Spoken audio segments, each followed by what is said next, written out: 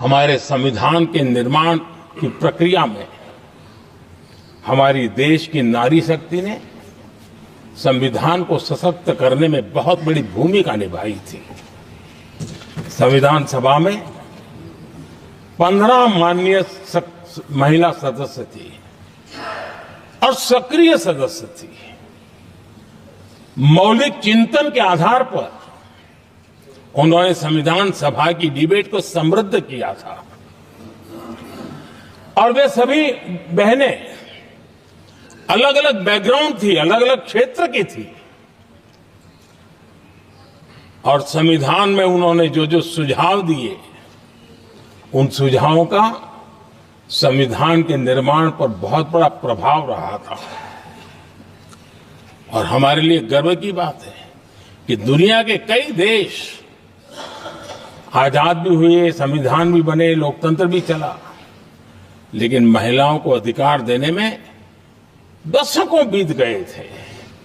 लेकिन हमारे यहां शुरुआत से ही महिलाओं को वोट का अधिकार संविधान में दिया गया।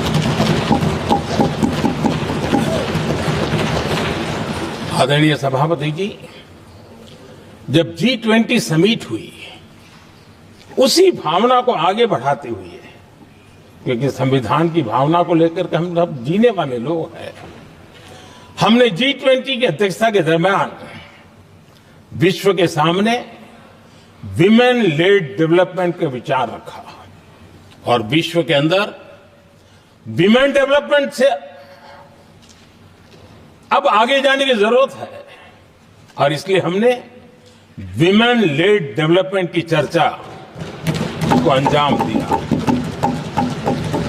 इतना ही नहीं, हम सभी सांसदों ने मिलकर के एक स्वर से नारी शक्ति बंधन अधिनियम पारित करके हमारी महिला शक्ति को भारतीय लोकतंत्र में उनकी भागीदारी सुनिश्चित करने के लिए हम लोगों ने कदम उठाए। आदरणीय सभापति जी, आज हम देख रहे हैं हर बड़ी योजना के सेंटर में महिलाएं होती है और ये जब संविधान के हम 75 वर्ष मना रहे हैं, ये संयोग है और अच्छा संयोग है कि भारत के राष्ट्रपति के पद पर एक आदिवासी महिला विराजमान। ये हमारे संविधान की भावना की एक अभिव्यक्ति भी है।